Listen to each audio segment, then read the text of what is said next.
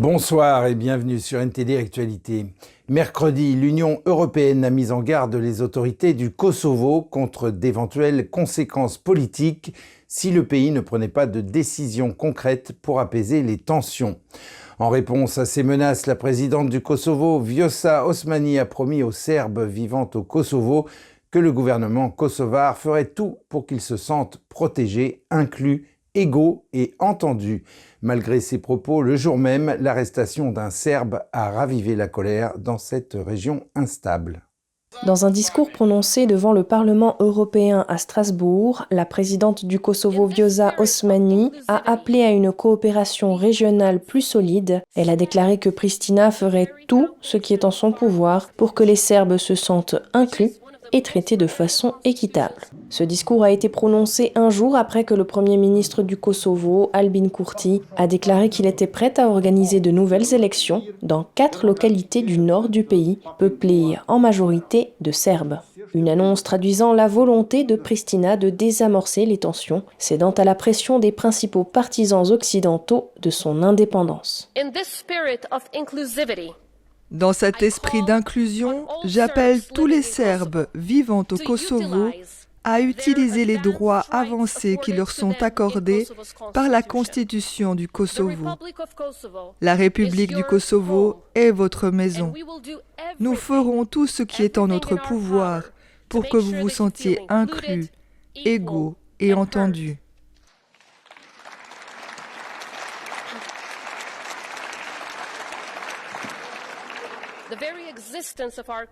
L'existence même de notre pays démontre ce que les démocraties sont capables d'accomplir lorsqu'elles sont unies, lorsqu'elles sont aux côtés des opprimés, aux côtés de ceux qui luttent pour la justice et l'égalité.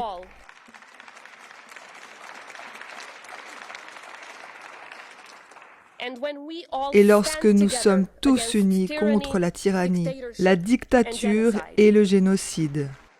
À la fin du mois de mai, une trentaine de soldats de la paix et 52 Serbes ont été blessés lors d'affrontements survenus suite à la prise de fonction de maires d'origine albanaise dans des régions à majorité serbe. Lors de ces élections locales, les Serbes avaient boycotté le scrutin et n'étaient que 3,5% à s'être rendus aux urnes, ce qui n'a pas empêché le Premier ministre du Kosovo, M. Albin Kurti, d'appliquer les résultats.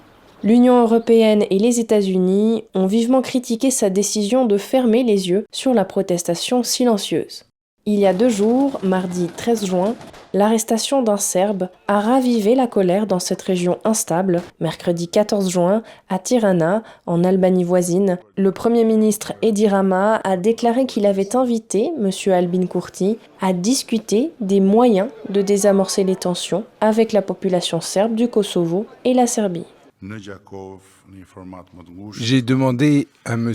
Albin Kurti d'organiser une réunion demain à Gjacova dans un format plus restreint, à savoir avec les ministres des Affaires étrangères et de la Défense, pour discuter précisément de cette situation qui divise dramatiquement le Kosovo et l'éloigne de la communauté euro-atlantique de façon considérable.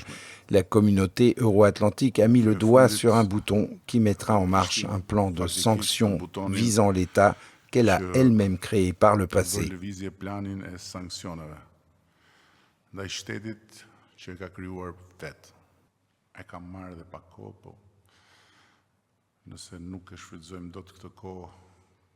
J'ai réussi à obtenir un peu plus de temps de la part des pays occidentaux. Mais si nous ne pouvons pas utiliser ce temps pour faire preuve de bon sens, je crains fort que le plan de sanctions, qui serait vraiment lourd pour le Kosovo, ne soit mis en route.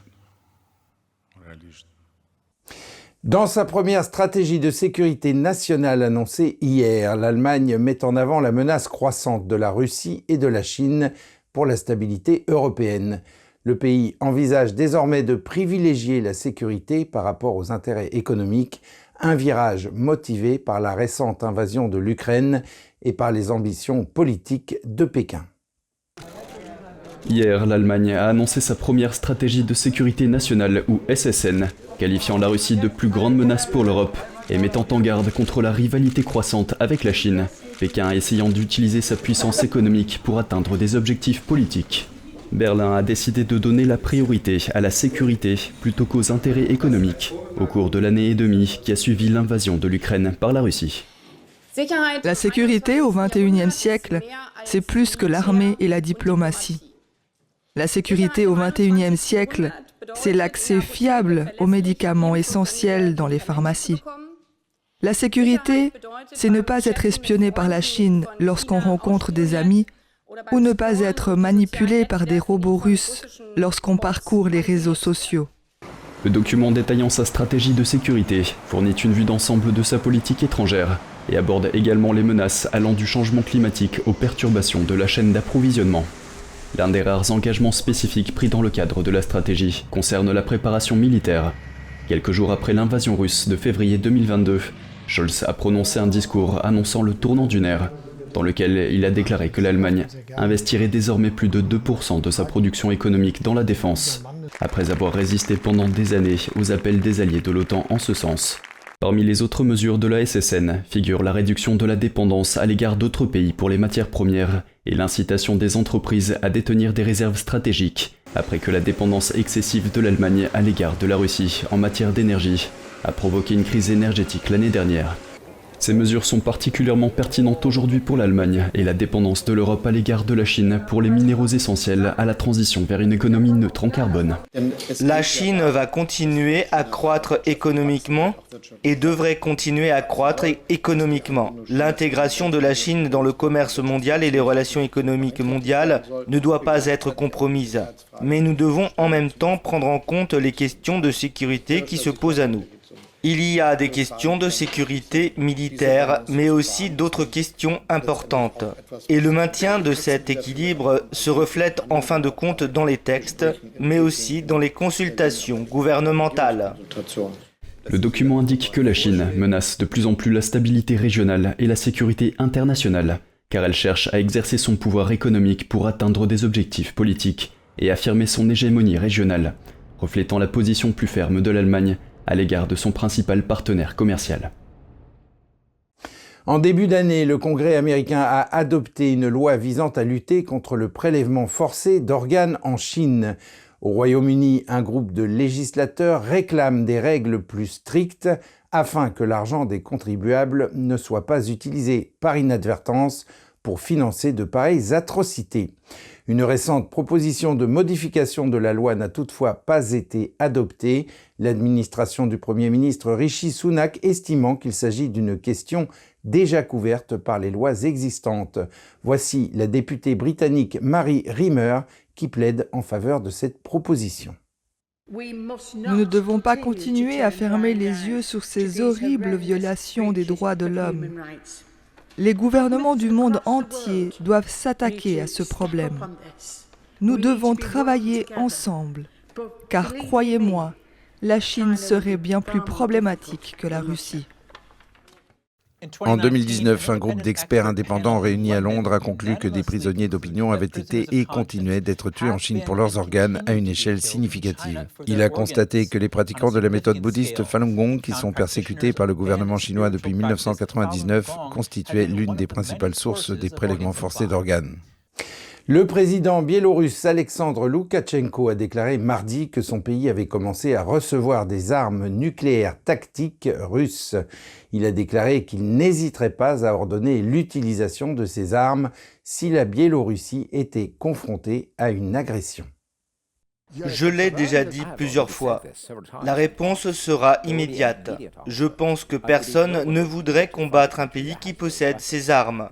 Ce sont des armes de dissuasion. Au début de l'année, le président russe Vladimir Poutine a annoncé le déploiement d'armes nucléaires à courte portée en Biélorussie, État voisin et allié de Moscou. Poutine a insisté sur le fait que la Russie conserverait le contrôle de ses armes, mais la déclaration de Loukachenko semble contredire cette affirmation. Loukachenko a également déclaré que certaines de ses armes nucléaires étaient 3 fois plus puissantes que les bombes atomiques larguées par les États-Unis sur le Japon en 1945. Ce déploiement constitue le premier déplacement de telles ogives en dehors de la Russie depuis la chute de l'Union soviétique. Les armes nucléaires à plus courte portée et moins puissantes pourraient être utilisées sur le champ de bataille. Le président Vladimir Poutine a déclaré que les forces ukrainiennes avaient subi des pertes catastrophiques lors de leur contre-offensive. Ces commentaires font suite aux déclarations de Kiev selon lesquelles ses troupes avaient capturé une poignée de villages au début de l'offensive. Le président russe Vladimir Poutine a déclaré mardi que la contre-offensive de l'Ukraine avait échoué jusqu'à présent. Il a également déclaré que les pertes humaines de l'Ukraine étaient 10 fois supérieures à celles de la Russie. La structure de leurs pertes ne leur est pas favorable. Qu'est-ce que je veux dire? Sur les pertes en personnel qui approchent le seuil que l'on pourrait qualifier de catastrophique, la structure de ces pertes n'est pas bonne. Poutine s'est adressé à des journalistes de guerre et à des blogueurs militaires au Kremlin, dans des propos qui comptent parmi les plus amples qu'il ait tenus depuis l'invasion de l'Ukraine. Il a ajouté que la Russie avait perdu 54 chars, tandis que l'Ukraine avait perdu plus de 160 chars et plus de 360 véhicules blindés depuis la récente offensive de Kiev. D'après mes calculs, il s'agit de 25 à 30% de l'équipement fourni à l'Ukraine par l'étranger. Poutine a également déclaré que la Russie était ouverte à des pourparlers de paix sur l'Ukraine, mais que le seul moyen de mettre fin au conflit était que les pays occidentaux cessent leur livraison d'armes à Kiev. Par ailleurs, la télévision militaire russe affirme qu'un haut commandant des forces tchétchènes russes combattant en Ukraine a été blessé. Mais les médias ukrainiens ont rapporté plus tôt que l'ancien séparatiste avait été tué lors d'une frappe d'artillerie dans le sud de l'Ukraine. L'ancien président des États-Unis, Donald Trump, a plaidé non coupable de toutes les accusations fédérales lors de sa comparution devant le tribunal de Miami mardi. Il affirme que l'enquête sur sa gestion des documents classifiés est en fait une attaque politique destinée à l'empêcher d'accéder à la Maison-Blanche en 2024. Jeremy Sandberg de NTD nous en dit plus sur la défense juridique de Trump et sur la façon dont les choses pourraient se dérouler. L'avocat spécial Jack Smith a inculpé l'ancien président Trump de 31 chefs d'accusation pour rétention délibérée d'informations relatives à la défense nationale et de 6 chefs d'accusation pour conspiration en vue de faire obstruction à la justice, dissimulation de documents et fausses déclarations. Trump, candidat à l'investiture présidentielle 2024, affirme que la loi qui s'applique à cette affaire est la loi sur les archives présidentielles et non la loi sur l'espionnage. Il maintient qu'il avait tout à fait le droit de posséder les documents pour lesquels il est inculpé. Il affirme que la loi permet au président de prendre tous les documents qu'il décide de prendre. Et c'est pourquoi aucun autre président, même ceux qui ont conservé beaucoup plus de documents que moi, n'a jamais fait l'objet d'une enquête et encore moins d'une inculpation. Trump a promis de nommer un avocat spécial pour enquêter sur les affaires du président Biden et de sa famille s'il est réélu. Je vais totalement anéantir l'État profond. Nous allons anéantir l'État profond et nous savons qui ils sont. Je sais exactement qui ils sont. Ils veulent me priver de ma liberté parce que je ne les laisserai jamais vous priver de votre liberté. C'est très simple. Ils veulent me réduire au silence parce que je ne les laisserai jamais vous réduire au silence. Ils veulent vous réduire au silence.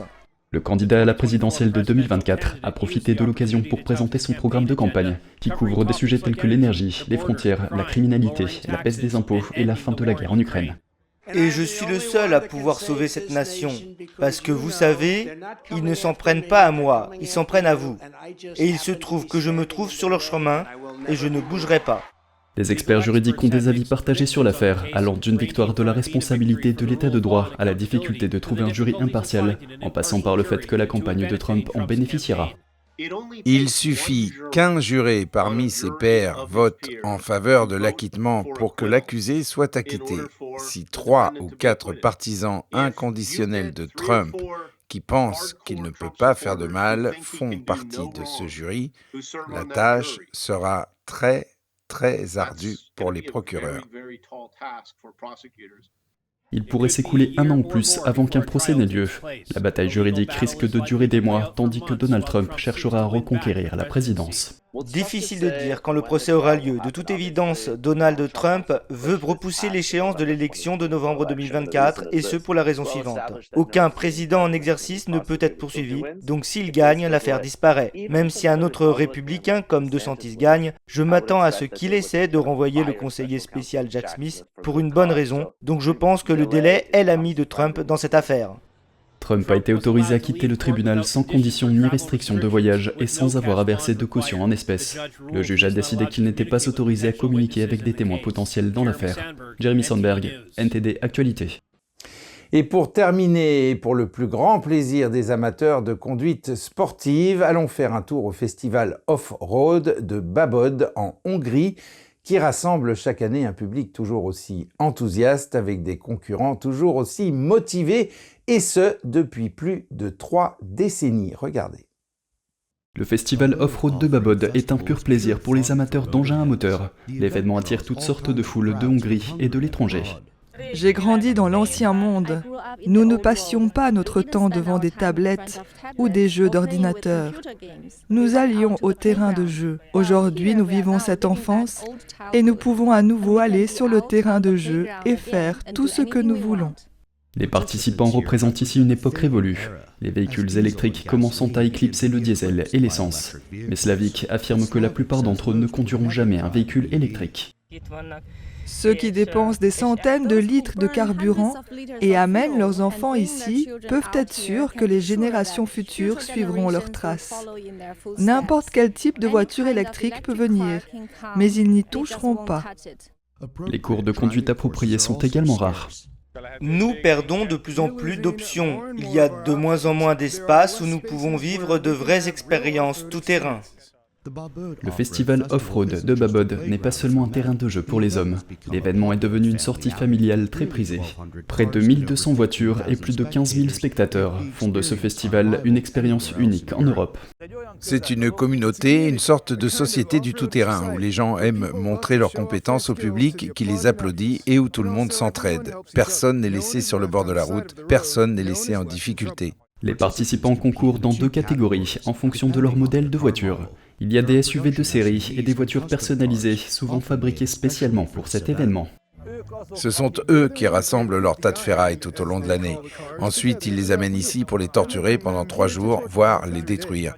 Mais une fois que l'on s'est amusé, personne ne s'en préoccupe ici. Les véhicules électriques font peut-être des vagues dans l'industrie automobile, mais pour certains, il n'y a rien de tel que la sensation d'une machine à essence. Andrew Thomas, NTD Actualité. Ainsi s'achève cette édition. Merci de l'avoir suivi. Vous pouvez regarder tous les programmes de NTD sur Ganging World, la plateforme 100% propre, en tapant www.ganging.com/fr-fr ou en cliquant sur le lien qui se trouve sous la vidéo. Quant à nous, on se retrouve demain à 20h pour une nouvelle édition et d'ici là, je vous souhaite à toutes et à tous et au nom de toute l'équipe une excellente soirée sur NTD.